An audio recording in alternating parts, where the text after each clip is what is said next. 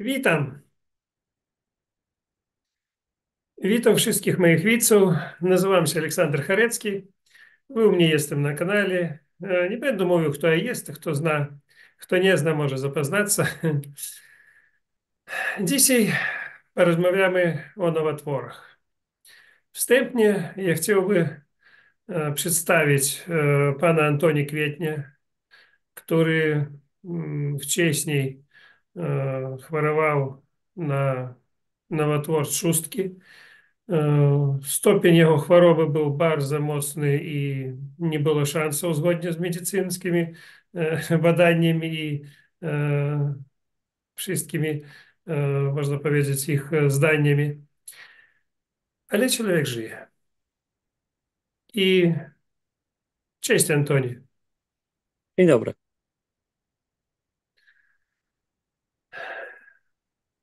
Wiele ludzi na dzień dzisiejszy mają taki malutki problem, taki malutki nowotworczyk, który przeszkadza im jakby żyć, ale niewiele. Ale strach u nich panuje, oni опускаją ręki i ich po nim. Антони walczył tak mocno, że czasami ja даже zdziwiałem, bo wiele ludzi by już naprawdę opuścili ręce, a on walczył. Może w tym i moja pomoc była, wiadoma sprawa, ale ja powiem, że bez niego, bez jego chęci żyć, walczyć, nic by ja nie zrobił. Wiele у меня было пациентов з новотворами. То можно książку написать, в каких ситуациях люди были, где я не вижу, что coś można zrobić, a ludzie byli żywi. Dużo było odwrotnie, gdzie ja wierzę, że tam nic nie ma, a ludzie umierają jak mrówki, ой, nie опускают ręce. Дадим слово пане Антоnie, i on po ciężkiej sytuacji żyje 11 lat. Walczyli my z nim 3 lata. Mocno walczyli. I po 3 latach ja liczę, że i on spokojnie teraz funkcjonuje. I on nie uzdrawiaється od nowotwora. On robi teraz profilaktykę swojego zdrowia, очищение robić wątroby, wiele innych takich rzeczy, to co on zapoznał się u nas w akademii. Ale on nie uzdrawiaється od nowotwora, bo on wie, że jego nie ma. Dużo ludzi, даже вилечать, оперують, і вони цілий час лечать новотвори, матеріалізують його. А він не матеріалізує, він тільки уздравляється для того, щоб далі жити. Прошу, Антоні. Mhm. Bardzo pomniejszasz swoje zasługi, Aleksander. Не вижу Mm, тебя. e, A teraz widzisz mnie? Ну так, Widać? так. Aleksander, bardzo pomniejszasz swoje zasługi, bo wniosłeś ogrom pracy swojej. Nie tylko ty, ale cała twoja rodzina i pracownicy, którzy przy mnie tam biegali, masowali mnie, dokładali wszelkich starań, żebym był zdrowy. Naprawdę, naprawdę jestem bardzo, bardzo ci wdzięczny, twojej rodzinie, twojemu zespołowi, który się mną opiekował. E, Byłeś mi jak, można powiedzieć, brat, bo ja przyjechałem do ciebie i wielokrotnie przyjeżdżałem nie tylko sam, ale z moimi bliskimi, z moją żoną, z moimi dziećmi, z moimi rodzicami i po prostu zawsze służyłeś mi radą i pomocą i wniosłeś bardzo, bardzo wiele do mojego życia. Zmieniłeś mi też moje życie zupełnie inaczej niż ja to postrzegałem do tej pory, bo ja byłem zaganiany tylko za pracą, nie zwracałem uwagi na swoje ciało, na swoje potrzeby. Także ogrom pracy wniosłeś właśnie te. Bardzo ci jestem za to wdzięczny. Dziękuję Ciebie też za podziękowanie. Powiedz, co u Ciebie tam było, jak Ty przyszedł ten ciężki etap. Było i lepiej, i gorzej. Akurat przypominаю często Твою sytuację dla tych, kto myśleć, że on przyjechał tam na jeden turnus i już liczy, że on zdrowy. A na drugi turnus czasami niektórzy mówią, po pierwszym turnusie dostał skrzydła, a po drugim turnusie dostał to samo, co było wcześniej. Może gorzej, może lepiej. Powiedz, jak u ciebie było po turnusach. To ja może powiem tak, że byłem świadkiem też ludzi, którzy przyjeżdżali na turnusy, a ich rodziny, bo tam była żona na przykład i oni wręcz krzywo na to wszystko patrzyli, a nawet zabierali tam swoich bliskich. I zdziwiony byłem taką sytuacją, bo jeśli się czegoś człowiek podejmuje, to raczej się powinien trzymać tej drogi. Jeśli w coś wierzy przede wszystkim, to jest to bardzo ważne, bo wiara też czyni cuda, można powiedzieć. I jak u mnie było. Może od samego początku zacznijmy. E, ja od, można powiedzieć, młodych lat, bo prawie już od 30 lat prowadzę firmę swoją i robiłem tam różne rzeczy, ale zacząłem pracować, bo żona była pielęgniarką i w ochronie zdrowia podjąłem działania. No i prowadzimy niepubliczny zakład opieki zdrowotnej, przychodnię, w której tam kierownikiem jest moja córka, jest lekarzem. Mm, Pracuje też mój syn, moja najmłodsza córka. Wszyscy pracujemy, można powiedzieć, w takiej rodzinnej firmie. Zajmujemy się też transportem noworodków i transportem osób chorych. I ja bardzo dużo poświęciłem tej firmie. Można powiedzieć, że poświęciłem swoje życie, bo nie zważałem, nie zwracałem uwagi na to, co się ze mną dzieje, tylko w pierwszej kolejności była firma. Później zaczęło się psuć wszystko, nie tylko moje zdrowie, ale i rodzinne rzeczy i nie umiałem sobie z tym poradzić wszystkim i zacząłem chorować. Zresztą konkurencja, jaka powstała też na mojej bazie, bo zatrudniałem, zdawało mi się, że przyjaciół, którzy zrobili mi konkurencję. No i po prostu no, to wszystko tak mnie zdołowało, że wysiadło mi moje zdrowie. Do tego stopnia, że tam pobolewania jakieś i tak dalej, to brałem na wszystko tabletkę. No bo jak boli, to trzeba brać tabletkę. Boli brzuch, no to jakąś nospę. Później brałem coraz silniejsze leki. Tam później już pyralgina była za mała, to później brałem już narkotyczne leki, ale broń Boże, daleko od szpitala, daleko od służby zdrowia, w której sam pracowałem.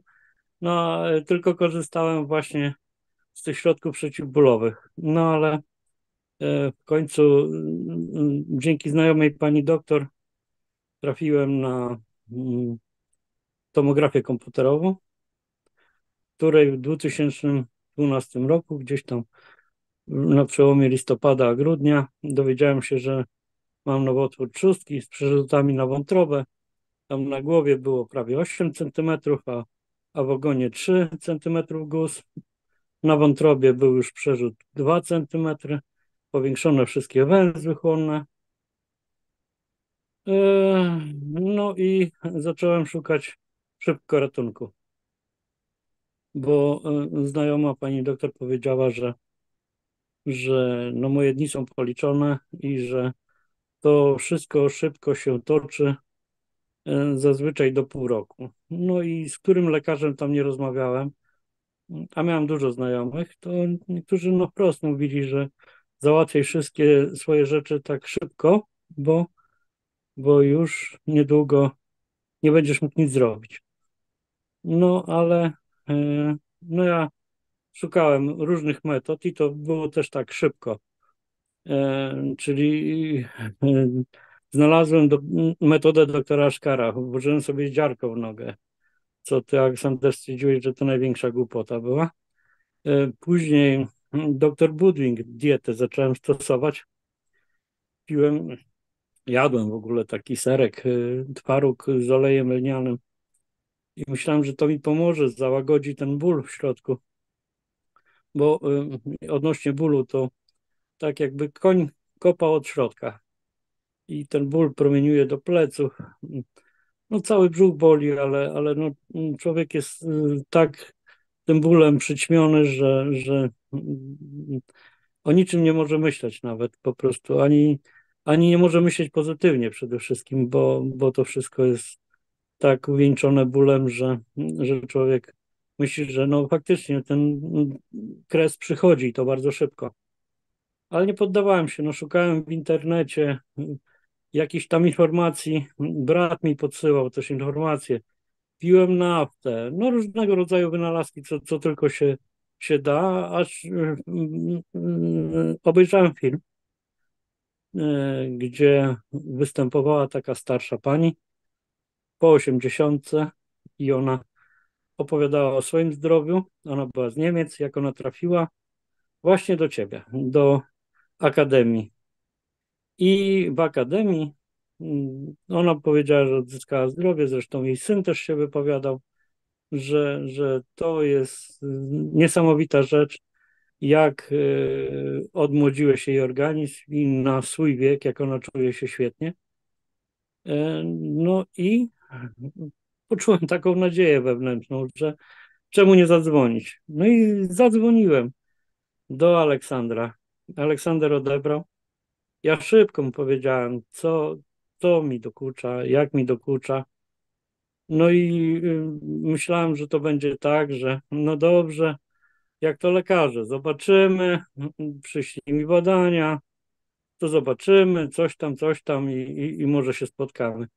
A twoja reakcja była niesamowita. Przyjeżdżaj, bierz wszystko, przyjeżdżaj już. No i ja tak zrobiłem. Można powiedzieć, że następnego dnia byłem u Aleksandra. No i pierwszy turnus u Aleksandra był niesamowity, bo człowiek poznał coś nowego. To nie była medycyna, można powiedzieć. To była medycyna, można powiedzieć, ludowa, chińska, różna medycyna różnego rodzaju rzeczy, z którymi człowiek nigdy nie miał do czynienia, bo dla mnie medycyna to tabletki, przede wszystkim wlewy jakieś tam kroplowe i tak dalej, ale, ale, ale, ale nie masaże, nie jakieś tam po prostu zimna woda, nie sauna. Dla mnie to było coś dziwnego.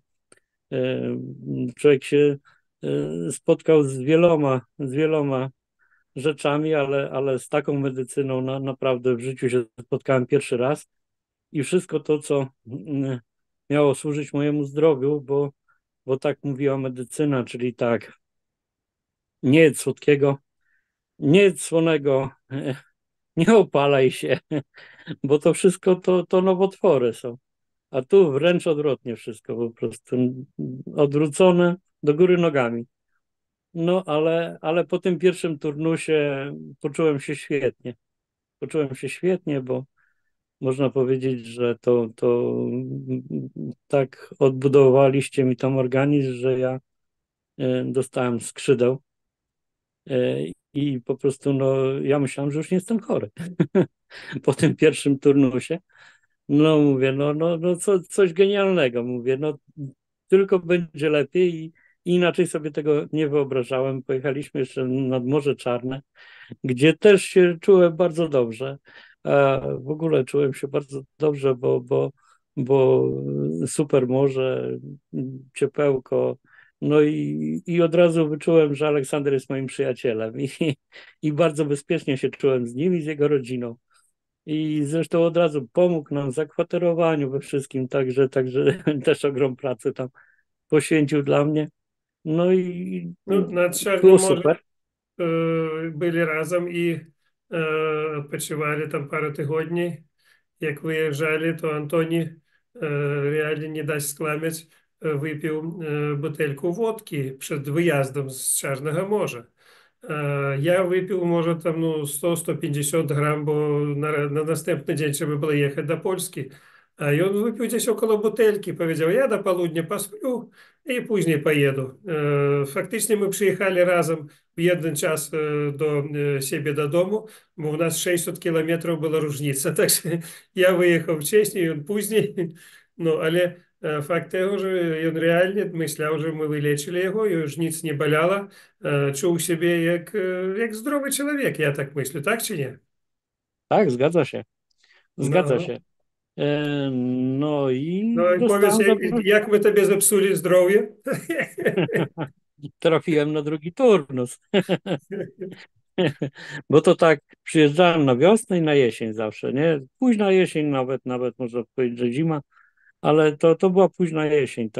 Też można powiedzieć, że rok czasu od wykrycia nowotworu. Pierwszy miałem na wiosnę, a drugi turnus miałem na jesieni, gdzieś tam w listopadzie, a pierwszy miałem e, pierwszy, no gdzieś tam luty, marzec można powiedzieć, że wtedy to tak było.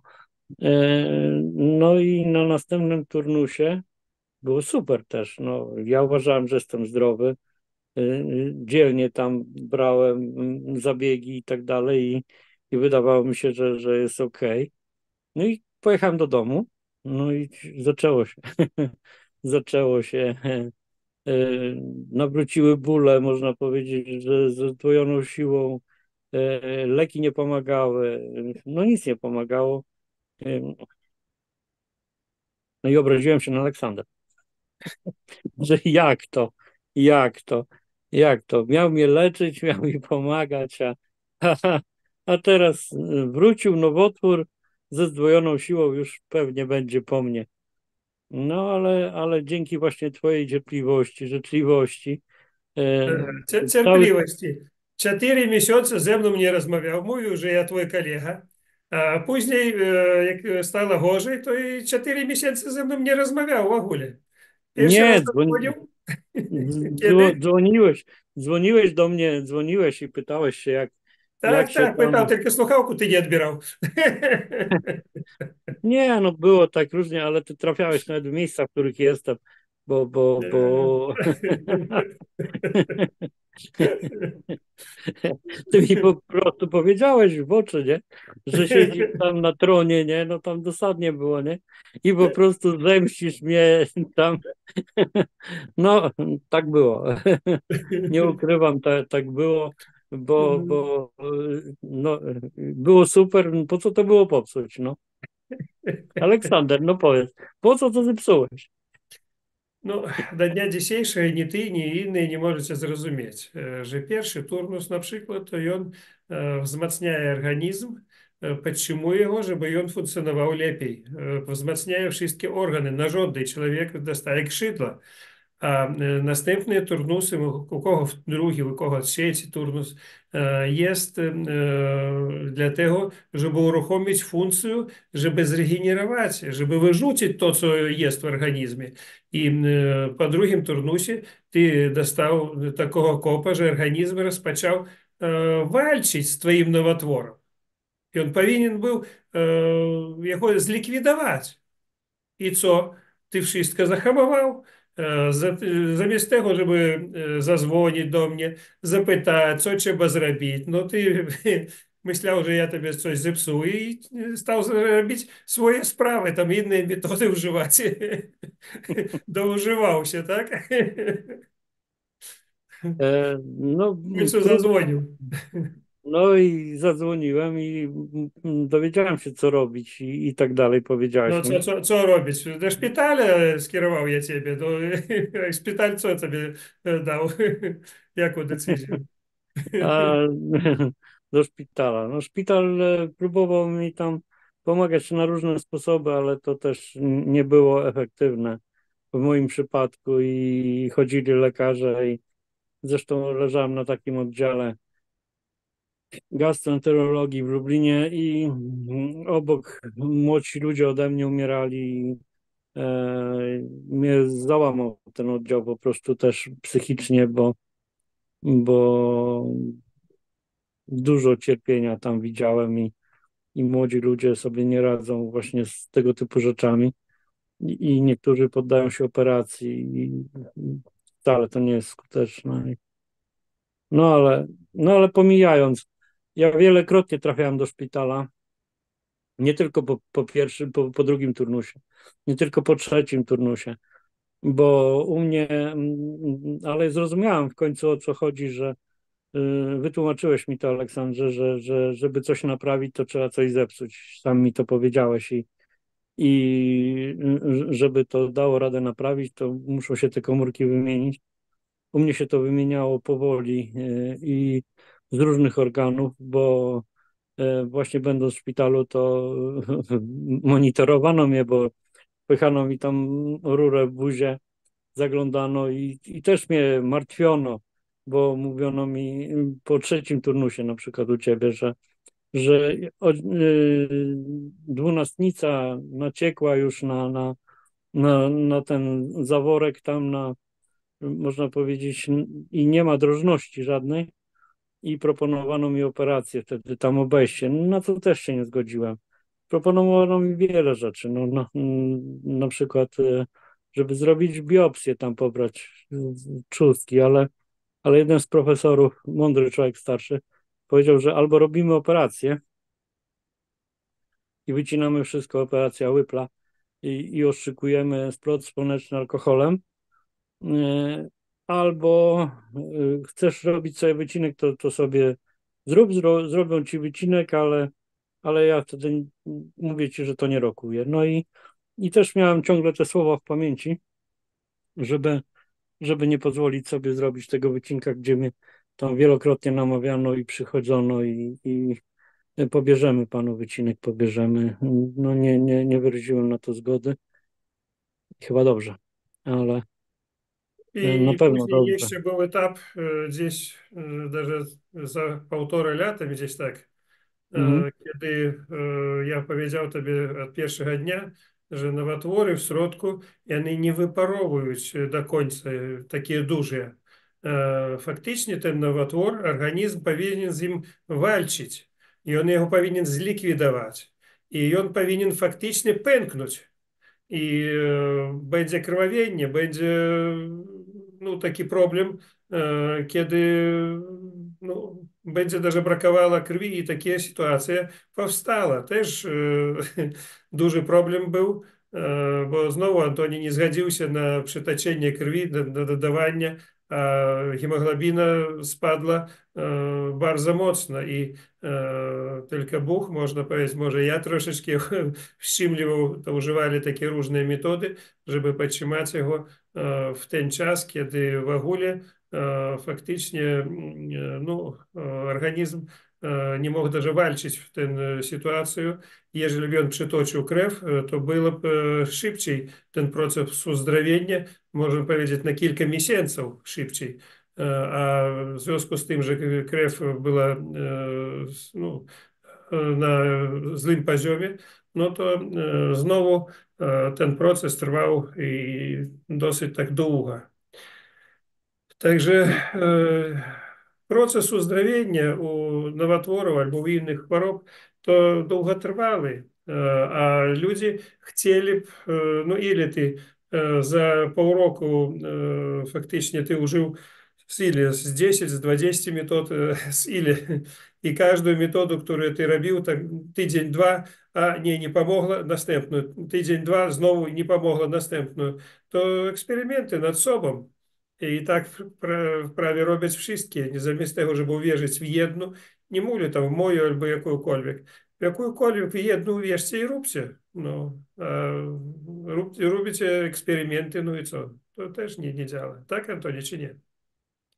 No tak, tak, robiłem eksperymenty, bo próbowałem wszystkiego, co mi znajomi albo internet powiedział, to próbowałem wszystkich tych metod.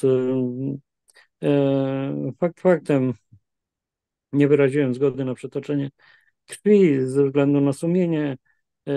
Teraz jeszcze u mnie to wszystko szło tak etapami, bo nie tylko krew, ale i podupadły mi też nerki, nie były wydolne, byłem i zacewnikowany.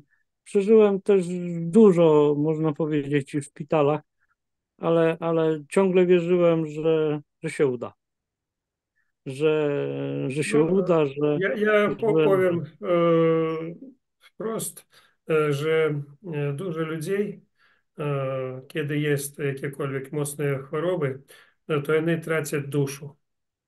У Антоні засталась його душа. Душа хотіла, щоб то тіло ще функціонувало.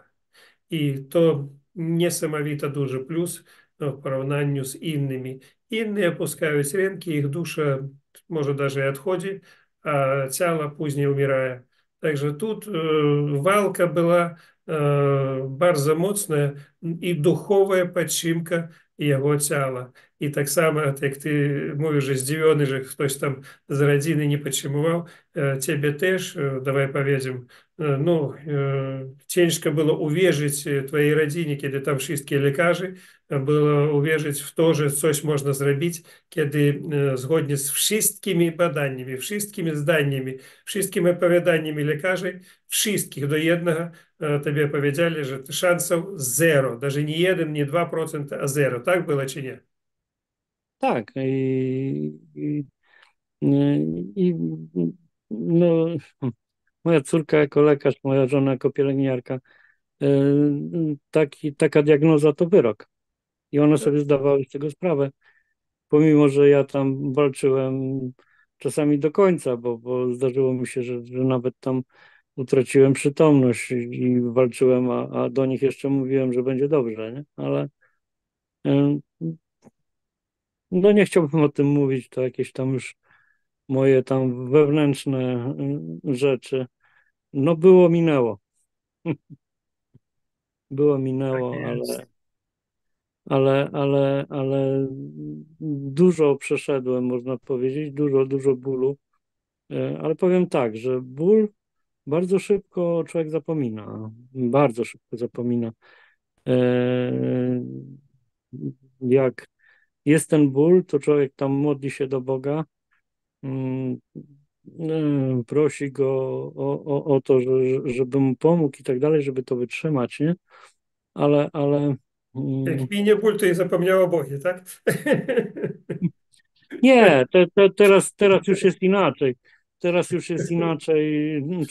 Człowiek pamięta, stara się pamiętać, bo no właśnie, bo życie to jest też i ta duchowość i wiemy, że ktoś na pewno to wszystko stworzył i zrobił, także nie można o tym zapomnieć, Ja myślę, ale że to jeszcze bardzo dobrze przypomnieć, że mocno tobie podtrzymała autosugestia, którą ja rozpracował w ten czas akurat.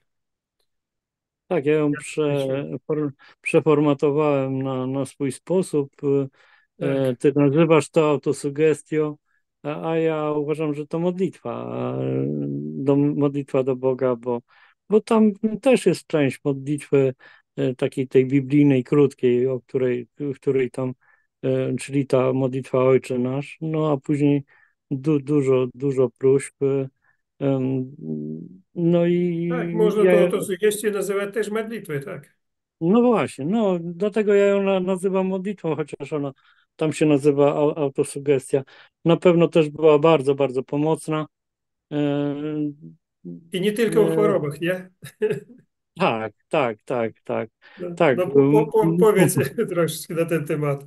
Nie, no różnego rodzaju tam przykre sytuacje mi się zdarzały, no to ty mówiłeś, żeby stosować autosugestię, ja się tam żarliwie modliłem i no, naprawdę to pomaga. To uwierzcie mi Państwo, że możecie nie wierzyć w to, ale to pomaga. Aleksander o tym dobrze wie. I ty Mm, też. I ja też.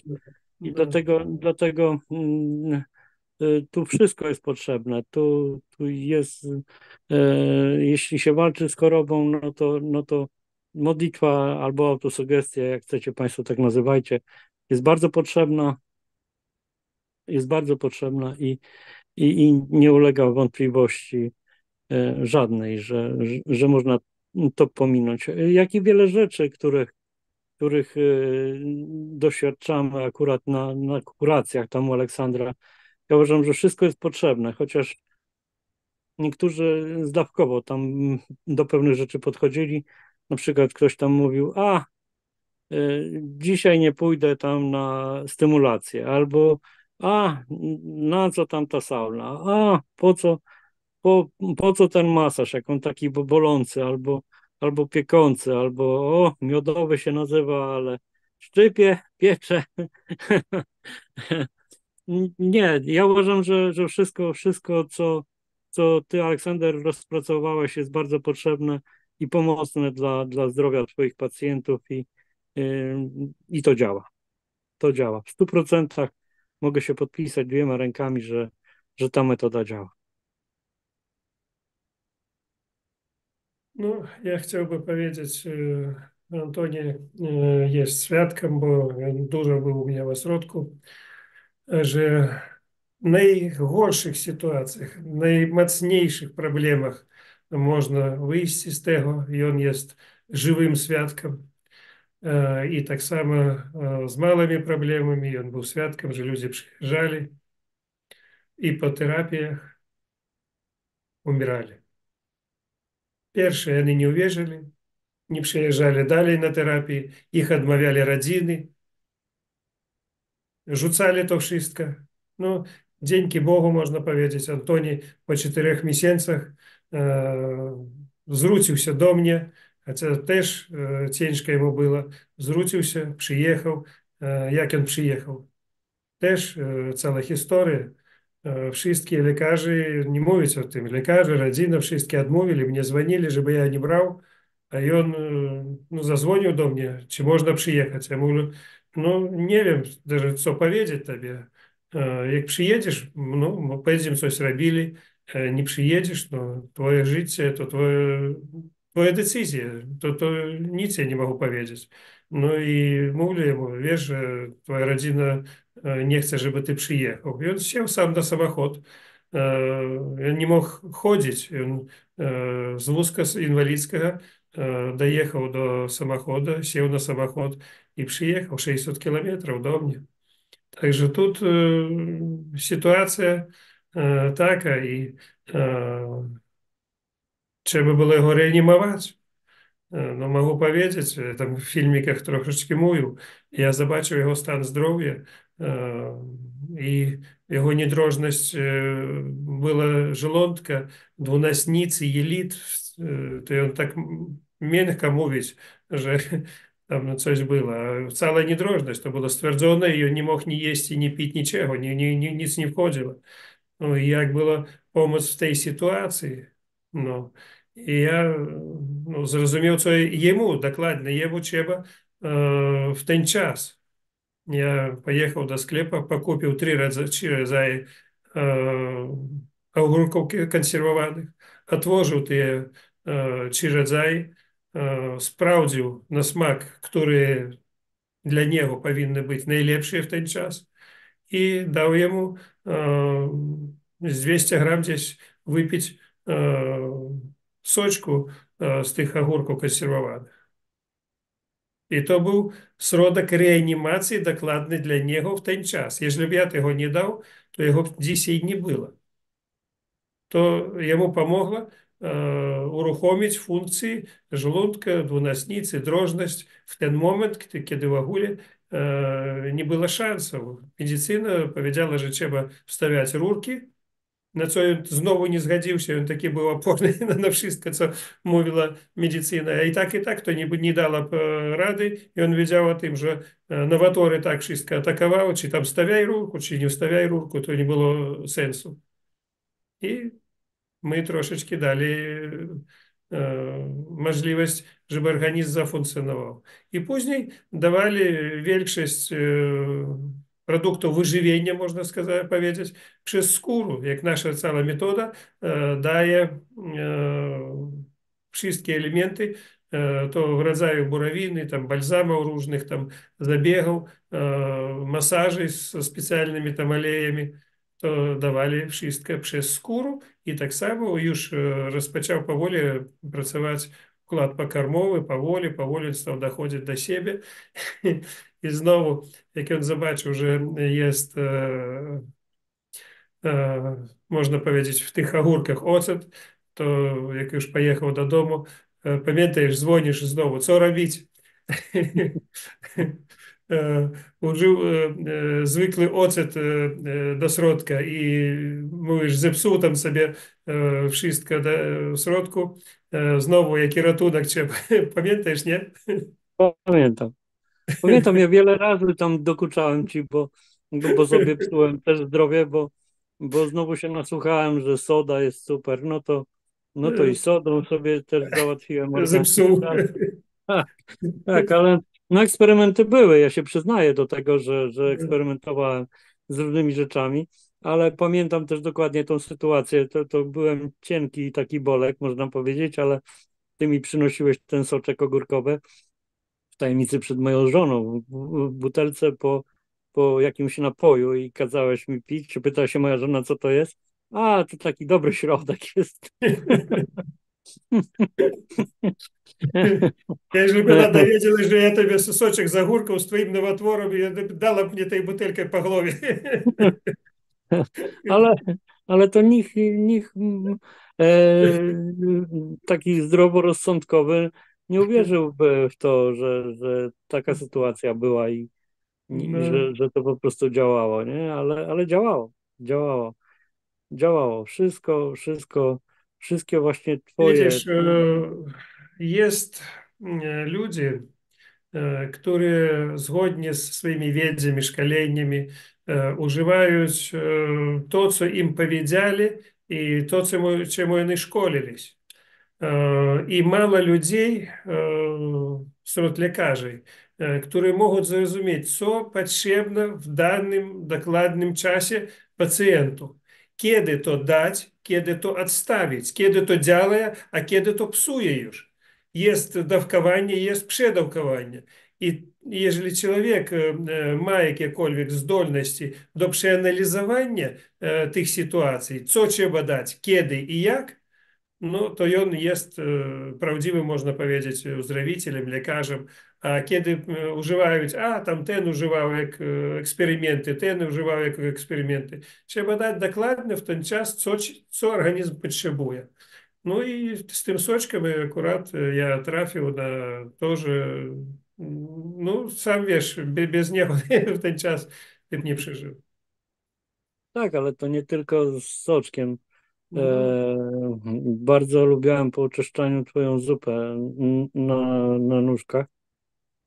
Teraz czasami sam sobie tam robię, kupię sobie nóżek i tam zrobię sobie.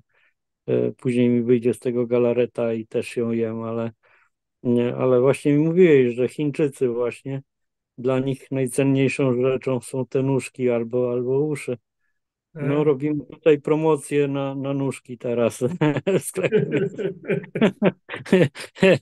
Będzie ten promowanie produktu. No tak. Tak, w Chinach, jak kiedy był pierwszy raz, to zwykłe mięso bez kości kosztowało $1, a nogi świńskie kosztowali $2. A To uszy? szokująca różnica. Kiedy u nas na przykład by kosztowali nogi dolar, to 10 tylko centów kosztowali nogi, 10% od wartości mięsa, a tam odwrotnie, dwukrotnie. kosztują nogi. Także w tym coś jest i trzeba to używać. Tak samo mogę powiedzieć ciekawą rzecz. Ja też przypisał mu taki recept, można powiedzieć. Przepis, żeby on jadł więcej rzeczy z cukrem, on to lubił i to używał. I tak samo, żeby on używał slaninu. I jak on opowiadał w niektórych tam wywiadach o tym, że on jadł slaninu, ему tam mocno pomogła i uzdrawiała, no to niejaka kobieta mnie pisze, że jem slaninu, a mnie nic nie pomaga. Ale крім слонiny, Antoni używał wiele zabiegów, wiele różnych rzeczy dodatkowo. Nie tylko slanina. Slanina bardzo dobra i zdrowa. Jak tam teraz? Używasz slaninu czy nie? Używam. Mało używam, bo wcześniej to bardzo dobra słonina była na Ukrainie. Teraz boję się tam Teraz pojechać. tam wojna, tak? Ale tak, słoniny mają wyśmienitą. U nas nawet nie ma takiej grubości słoniny, także nie ma nawet co porównywać, ale no, dużo rzeczy używam tego, co mnie właśnie nauczyłeś, co mi pokazałeś w akademii, także naprawdę tak jak, tak jak przyjechałem i był ze mną master sportu z Ukrainy, 80-paroletni człowiek i razem mówiłeś, że razem żeśmy prawie tak samo wyglądali, a może ja nawet gorzej niż on. Tobie Bo, było, jemu było za 80, a tobie było 45. I mnie Mhm. powiedzieli, że tobie 45, a ja w saunie tylko w pierwszy dzień zobaczył. Mówię, co wy gadaете? Nie uwierzył. Ja poszedł, sprawdził dokumenty, zobaczył naprawdę 45, a ja myślał, że ty albo starszy, albo, albo takiego samego wieka. I wyglądał dwa razy starszy na ten czas. No, nowotwór dał swoje i ten stan ciężki ciebie no, bardzo mocno ustarzył. No. No właśnie, i co mi powiedziałeś w saunie? Patrzysz się tak na mnie, patrzysz i mówisz, ty nie używałeś soli. Ja mówię, no zgadza się, bo żona mówi, że to biała śmierć, a ty nie wiesz, że jak się mięsa nie soli, to się psuje, to psuje się to mięso. Tak No to i było. Także w twojej sytuacji i wiele innych белая смерть, соль, cukier, no to śmierć. Ludzie, którzy boją się, to materializują tą śmierć, którą oni boją się. Sól i cukier to główne składniki, które powinny być. Cukier daje energię, a sól daje elektrolity, ochronę od wirusów, bakterii, grzybów, robaków. To konserwant i jeden ze składników najgłówniejszych naszej krwi. Człowiek nie daje, no nie daje, no i co? No, jego I, problemy. i przepisy na zupę mi zmieniłeś. Jakąkolwiek. Ile cukru, tyle soli ma być w każdej zupie. No, ty zdradził moją tajemnicę, ja nikogo nie mówił. No ładno, dobrze. Żeby smakowała dobrze i dała energię ta sama zupa, spróbujcie dawać nie tylko sól, a dawajcie jeszcze i cukier. Do zupy. Spróbujcie dla ciekawości. Najlepsze zupy gotowała twoja żona. Tak? No nie Tak. wiem. O, zostałem zaproszony tam kiedyś na kapuśniak, wydawałoby się. Po naszemu, po polsku to kapuśniak. Nie wiem jak po waszemu, ale pierwszy raz jadłem kapuśniak tak pyszny ze śmietaną. No, Niesamowicie dobra zupa. Także pozdrawiam panią Irenę. no dziękuję. Przekażę. No, ale tam i te parowane ryże, i te kasze, i to wszystko, co tam było robione, to też z ręki twojej żony było niesamowicie dobre i służyło pacjentom, szczególnie po tych ciężkich dniach oczyszczania jelit. No, Tak. no i trzeba powiedzieć, że czyszczeniu wątroby u ciebie bardzo ciężko przychodzili, bo nowotwór dawał swoje i bardzo długo. I na dzisiaj Антоні, і він так лічив десь около 600 разів, і він зробив очищання за той час від початку уздоровлення. І до десь я очищаю, бо організм не на тилі урухомився, бо він знову невеле вживає моїх порад до кінця. Tak, tak. Nie korzystam ze słońca, bo mieszkam w Polsce Да. i nie mam solarium. Ну, нема соляріум. Треба покупити соляріум для тебе. Ну, що там, ну, не тyle A kosztuje, niedługo, zdrowie warte. niedługo może się zmaterializuje, bo sobie też wymarzyłem. Już mam miejsce na niego przygotowane, także niedługo kupię i będę korzystał. Да.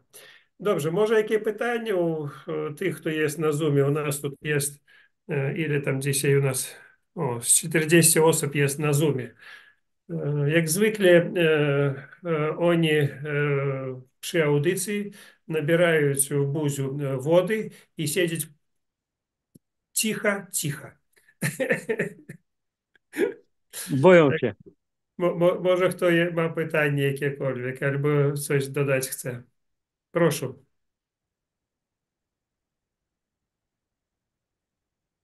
Прошу, хто там підняв ринку. No dzień dobry, to chyba o mnie chodzi. Так, так. Em, Więc ja chciałam zapytać, ja w zasadzie mam trzy pytania. W jaki sposób można wyregulować poziom hormonów? Czy ma Pan jakiś pomysł? Помислов дуже. Niech Pan zaproponuje jeden. Я лічу один з таких простих і Так. rzeczy, które można użyć samemu, to jest borowina. Borowina z jeziora Saki posiadaje wiele witaminami, wiele różnymi składnikami i tak samo hormonami. Także to jeden z możliwych warunków, można powiedzieć, które my używamy i które reguluje. No, tak samo jest masaże, które robić также naciskaje człowiek na jakiekolwiek tam punkty, można powiedzieć, specjalnie i jest już troszeczkę inaczej. Ja przypominаю, kiedy na Dominikanie jedna dziewczyna miała problemy z wahaniem. Od gdzieś 1,5 lata po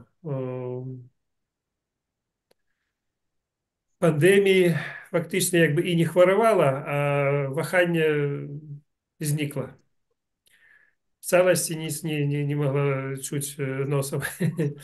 I ja popracował bardzo dużo nad niej. To było uruchomienie i funkcji hormonów, i funkcji mózgu. Bardzo dużo ja popracował, całych 5 minut. I wszystko wróciło. I znowu ja został się oskarżony, O, że ja zwrócił wahanie i zwrócił wahanie brudu, abikacji.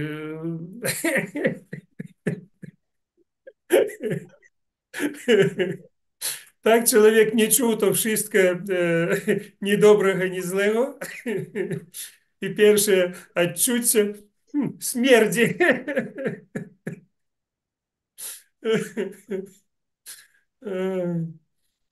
Tak i z hormonami.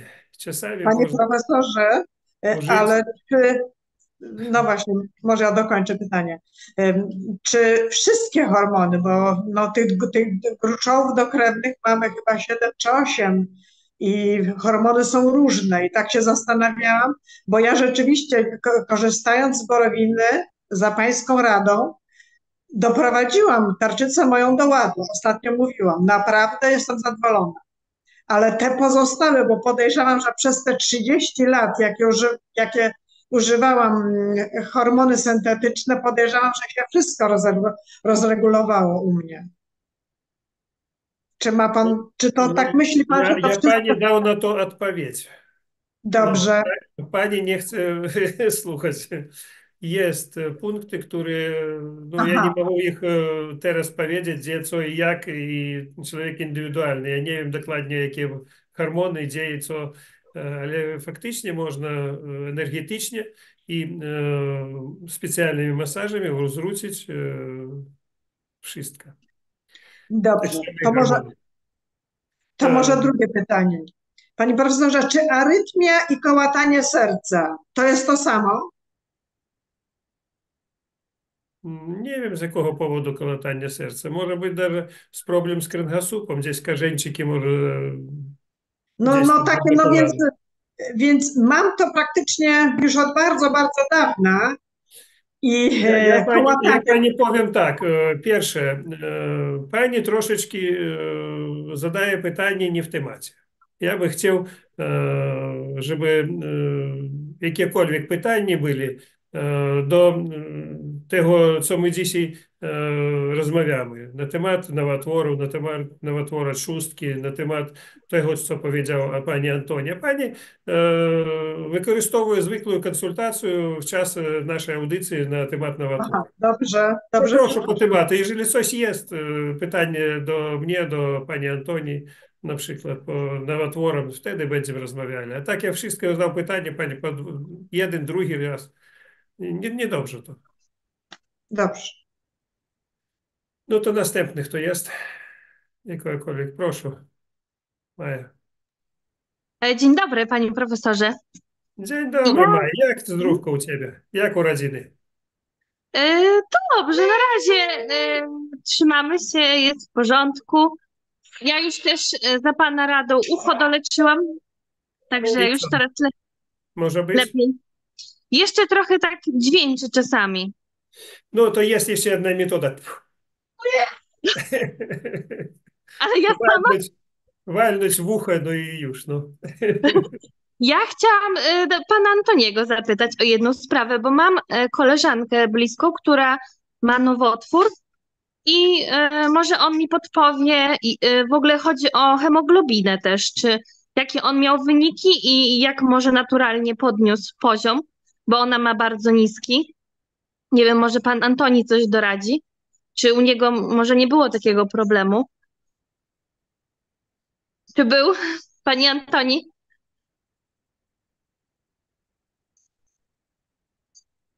Nie słychać? Nie wiem. Mikrofon włącz. No, pan Antony. Już. U mnie była bardzo niska hemoglobina. Mhm, Nie pamiętam dokładnie, jakie miała wartości, ale na pewno poniżej 4 była. I z powodu niskiej hemoglobiny też wysiadałem mi nerki, bo kreatynina też była podwyższona i nerki mi nie funkcjonowały właśnie z powodu niedostatku krwi w organizmie. mhm, I jak z tym walczyłem, to rodzina walczyła, bo przynosili mi przede wszystkim soczki różnego rodzaju. Robili mi takie napoje też z jarmużu, z buraka i mhm. to naprawdę też pomagało i piłem też takie suplementy, diety z żelazem. Z E, żelazem. Mhm. tak, z żelazem. I żelazo też miałem podawane czasami ze szczyka. Aha, i Także to podnosiło poziom. tak, Maja, Mhm, teraz posłuchaj mnie uważnie. Jest wiele rodzajów braku hemoglobiny. Czasami organizm sam nie produkuje, a czasami jest jakiekolwiek krwawienie.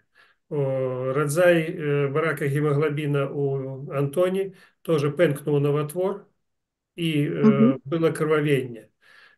У яго trzeba było wzmocnić organizm, dodać żelaza, to o czym on mówić, dodać elementy, żeby więcej produkować, bo dużo uciekało krwi. Rozumiem. My nie możemy teraz rozmawiać o tym, co dzieje się u tej twojej Mhm, znajomej.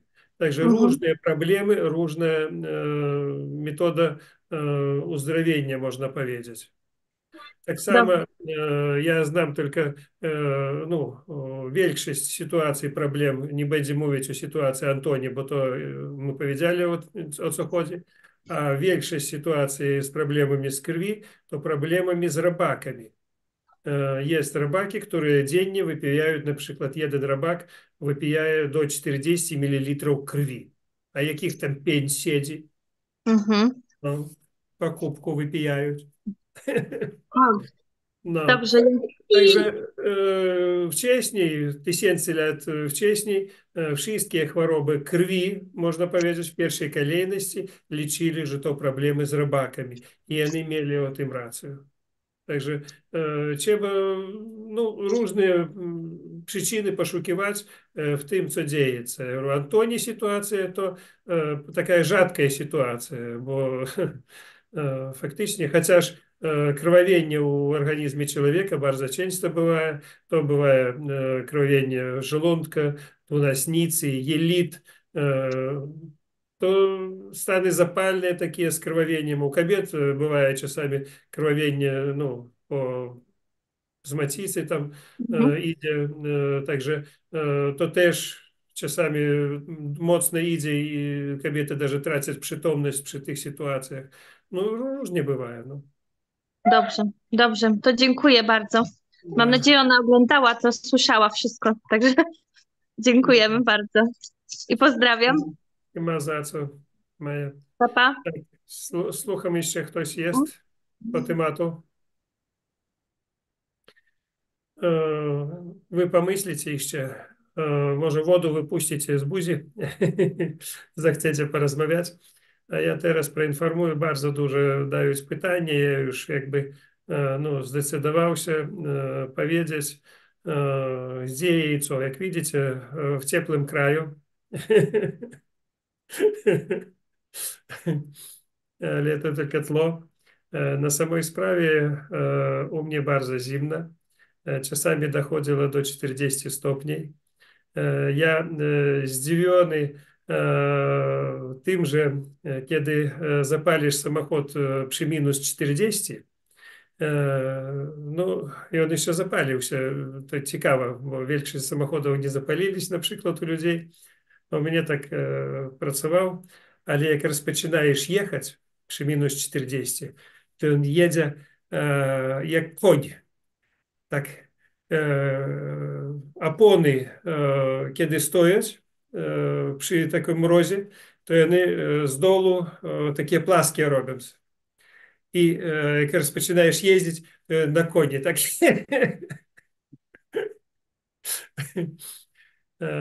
Teraz znajduję się w Rosji, w Syberii.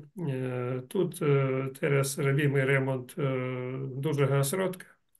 I gdzieś no, po wiośnie, w lecie uruchomim. Także jeżeli kto chce przyjechać do mnie, wiele jest, mówić, przeszkód, wojna, do mnie тут nie doletają nic, to bardzo daleko. Jedna, po drugie, bardzo mocno ekologicznie, niesamowita ekologia jest tu, przyroda bardzo fajna i możliwości w całości inne. Także jest problem z tym, że bezpośrednio do Rosji przylecieć jakby nie można. Nie ma połączeń, ni autem, ni samolotem, ale jest przez Turcję, przez Emiraty, tam, no, kto zechce, to przyjedzie. Trzeba jeszcze wizy odłożyć, też kto chce, to odłoży. Także jeżeli chcecie, to możecie przyjechać w tym roku, gdzieś tam zaplanować, jeżeli kto chce. To taka rzecz. Zapraszam. Wiele rozpracowek, które ja myślał cały czas, które ja nie zrealizował ni w Polsce, ni w Dominikanie. Ja myślę, że tu jest troszeczkę więcej możliwości. Chociaż jest problem znowu z ludźmi, z pracownikami, ale poradzimy z tym. Już rozpoczynają też szkolić tych, kto chce u mnie тут pracować. I myślę, że to będzie bardzo fajna pomoc dla ludzi. Chciałbym jeszcze zastanowić nad tym, dlaczego pan Antoni żyje, a dużo ludzi umierają. I dlaczego on trafił na przykład do mnie albo do innego, kto mógłby mu pomóc? Dlatego, że on pomagał ludziom. Wy tak i nie zrozumieli. Że on prowadzić ośrodek zdrowotny. I on nie dbał o sobie, i on dbał o innych. W pierwszej kolejności. I kiedy tylko stało mocno źle u jego ze zdrowiem, wtedy on zwrócił się do specjalistów, zbadali, zobaczyli i stwierdzili, że już faktycznie koniec życia. I w związku z tym, że on pomagał ludziom, planował pomagać i teraz odpracowuje to, co jemu pomogli, siły wyższe, ja bym tak powiedział, i on żyje. Wiele ludzi używa tу самую autosugestię, o której my mówili z panem Antoni, automatycznie. Ale w tej autosugestii zakładaється дуже sens. To autosugestia nie tylko modlitwa, autosugestia i jeszcze umowa z siłami wyższymi. Wy prosicie coś, zdrowia na przykład, i wy obiecajecie coś robić dobrego dla ludzi w tej autosugestii. Inaczej to nie działa coś za coś. Ale jak pan Antoni powiedział, że jak tylko przestaje boleć, jak tylko choroba odchodzi, człowiek znowu coś robi, może даже złego, albo nic nie robi dobrego. Antoni robi dobre rzeczy do dziś. I planuje tylko o tym, żeby uzdrawiać innych. I ile ja z nim nie rozmawiał? Wiele razy. Wiadoma sprawa, że on zakładaje ośrodek, pilnuje jego, prowadzi dla pieniędzy, dla tego, żeby utrzymać swoją rodzinę i siebie. Ale nie. I on w pierwszej kolejności myśleć o tym, jak ludziom pomóc, a później jak zarobić pieniądze. Posłuchajcie mnie. Zrozumiejcie, o czym ja mówię. Jeżeli wy używacie autosugestii, wy podpisujecie umowę. A czy wy її використовуєте, чи ви її зреалізували, чи ваше обіцяння щось дали? Вам дали. Ви ніц? Умова не зреалізована. І wszystko wróci. Tak jest.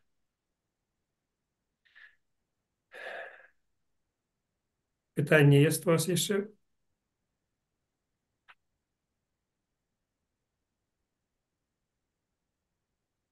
Antoni, coś chcesz jeszcze może powiedzieć? Bo wszystkie wypili wody dużo. Co bym chciał powiedzieć? Chciałbym powiedzieć, że ludzie, którzy zmagają się z chorobą, powinni przede wszystkim mieć wiarę, że uda się to pokonać. Bo jak nie ma takiej wiary wewnętrznej albo chęci, to niewiele cokolwiek pomoże, bo najlepsze metody, jakie wy tam używacie, to bez chęci człowieka, żeby żyć, żeby znosić ból i cierpienie, to trzeba mieć tą wiarę. No i przede wszystkim wiarę w Boga i że te właśnie siły wyższe, że nam pomogą, bo tak jak powiedziałeś, że klepanie tam modlitwę czy autosugestii tak automatycznie, to niewiele też wnosi. musimy tego chcieć i o to prosić. Tak, i dużo людей stwierdzają, że ta modlitwa, ta autosugestia działa, ale znowu, ja ж mówię jeszcze raz, czy ona działa na ile? Na pół roku, na rok, na 10 lat, na 20, to już zależy od was.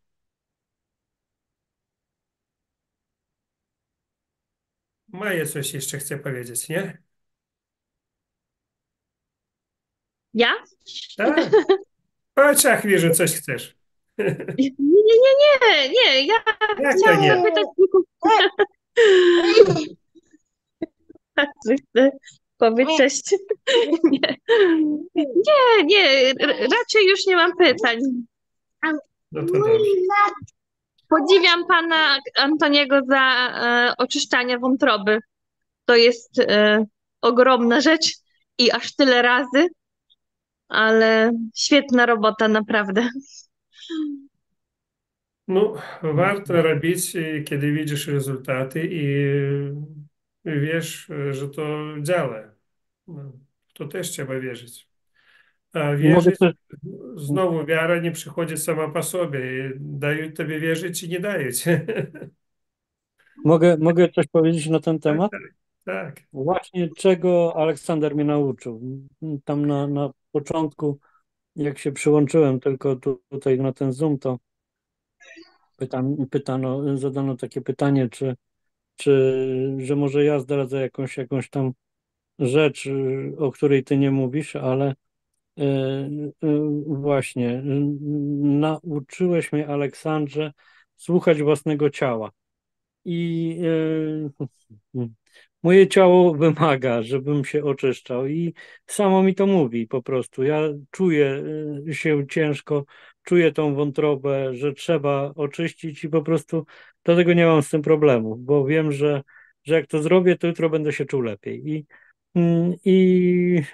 Ja wiem, że ty to też sam odczuwasz, bo się sam oczyszczasz, czyli też się słuchujesz we własne ciało, bo kiedyś żeśmy rozmawiali na temat oczyszczania wątroby i mówiłeś, że były też takie sytuacje u ciebie, że oczyściłeś się, a jednak musiałeś powtórzyć, bo czułeś, że tam coś jeszcze jest i ci dokucza. I ja uważam, że dzięki tobie nauczyłem się słuchać własnego ciała i słucham, zwracam uwagę na własne ciało, czy coś mi tam dolega, czy coś mnie tam boli, czy coś.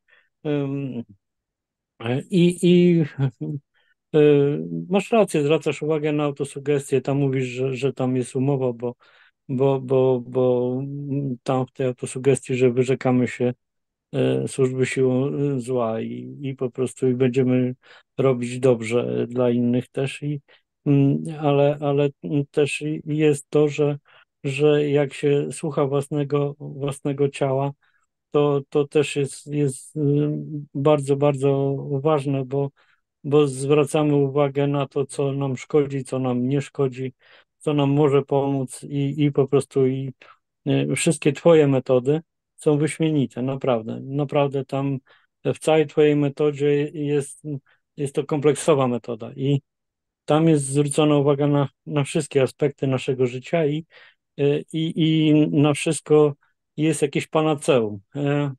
I na przykład jeśli chodzi o oczyszczanie jelit, o oczyszczanie wątroby, o oczyszczanie nerek. Jaką świetną rzeczą jest borowina, to ludzie sobie sprawy nawet nie zdają. Ja do tej pory pomagam swojemu tacie, pomimo, że już blisko 90 ma, to po prostu no, borowina dalej mu pomaga na prostatę i naprawdę trzeba słuchać, co się dzieje w naszym organizmie i reagować odpowiednio. I z oczyszczaniem wątroby nie ma problemu, jak wiemy, że to pomoże. Dobrze. No to wszystkiego najlepsze, zdrówka, szczęścia, miłości, spełnienia wszystkich waszych pozytywnych marzeń. Używajcie autosugestii, живите zdrowym trybem życia.